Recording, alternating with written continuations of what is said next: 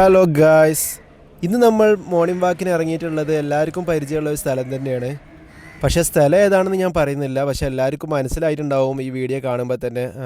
പ്രത്യേകിച്ച് ഈ കൊച്ചി ഭാഗത്തുള്ളവർക്ക് എല്ലാവർക്കും മനസ്സിലാവും ഏതാണ് ഈ സ്ഥലം എന്നുള്ളത്. അപ്പോൾ വീഡിയോ ഫുള്ളായിട്ട് കാണുകയാണെന്നുണ്ടെങ്കിൽ നിങ്ങൾക്ക് മനസ്സിലാവും. മോർണിംഗ് വാക്കിന് ഇറങ്ങി തന്നെ മുന്നിൽ ഇതേ നിൽക്കുന്ന ഒരു വലിയൊരു സമോവർ പോലത്തെ ഒരു സാധനം. ഇതെന്താണെന്ന് എനിക്ക് മനസ്സിലായിട്ടില്ല, ഞാൻ പിന്നെ ആരോടും ചോദിക്കാൻ പോയിട്ടില്ല.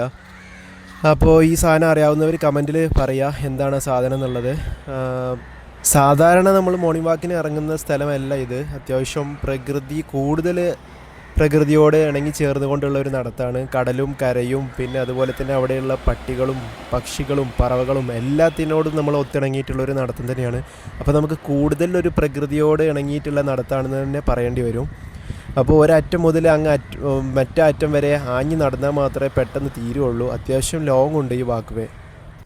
പിന്നെ അതുപോലെ തന്നെ ഈ ഒരു കാഴ്ചയൊക്കെ എത്ര മനോഹരമായിട്ടാണ് നമുക്ക് കാണാൻ പറ്റുന്നത്. ഈ ഒരു നടത്തത്തിൽ എനിക്ക് ഏറ്റവും കൂടുതൽ ഇഷ്ടമായിട്ടുള്ളത് ഈ ഒരു അവിടെ ഇരിക്കുന്ന കൊക്കുകളും പിന്നെ അതുപോലെ തന്നെ ആ പട്ടികളുടെയൊക്കെ ഓരോ കാട്ടിക്കൂട്ടലൊക്കെയാണ്.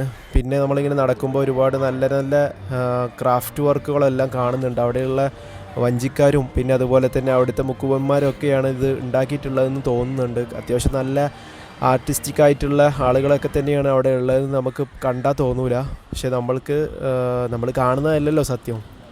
പിന്നെ ഞാൻ ഇതുപോലെ ഇങ്ങനെ ഒരു അറ്റത്ത് നിന്ന് മറ്റേ അറ്റത്ത് എത്തി. അപ്പോൾ അവിടെ ഒരുപാട് തോണിക്കാരും കാര്യങ്ങളെല്ലാം അവരവിടെ വലയൊക്കെ ശരിയാക്കുന്നുണ്ട്. കുറേ പട്ടികൾ പ്രാവിനെ പിടിക്കാൻ വേണ്ടിയിട്ട് ആഞ്ഞ് ശ്രമിക്കുന്നുണ്ട്, പക്ഷേ നടക്കുന്നില്ല. അത്യാവശ്യം നല്ല രീതിയിൽ തന്നെ അവർ കടലിലോട്ടൊക്കെ ഇറങ്ങിയിട്ടൊക്കെ പിടിക്കാൻ നോക്കുന്നുണ്ട്, പക്ഷെ കിട്ടുന്നില്ല. എന്ത് ചെയ്യാനാ, സാരില്ല, പോട്ടെ. അപ്പോൾ നമുക്ക് നമ്മുടെ നടത്തം തുടങ്ങാം. ഈ വെള്ളക്കുപ്പായിട്ട് ആൾക്ക് നല്ല ധൃതി ഉണ്ട് തോന്നുന്നുണ്ട്. അത്യാവശ്യം നല്ല സ്പീഡിലാണ് അയാൾ നടക്കുന്നത്.